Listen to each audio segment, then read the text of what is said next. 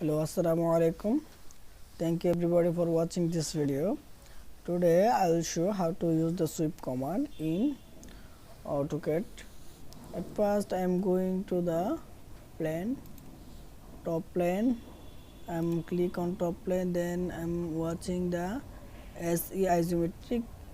Click on this SE isometric. Here x axis, y axis, z axis, I mean 3 dimension is created. So at first I'm taking the line, polyline. Actually we can take here, from here, or P, and click,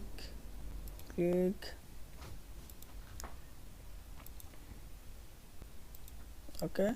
Then I am going to select the plate for round it, okay. Click here, then radius will be 0.3. then click another line, again select the plate, click here and click here, again select the plate, click here and here, okay, done. Then I am selecting the circle, okay, the circle is done. Then I am going to the sweep command, select the sweep command, click on the circle, enter and click on path, okay. The step is complete.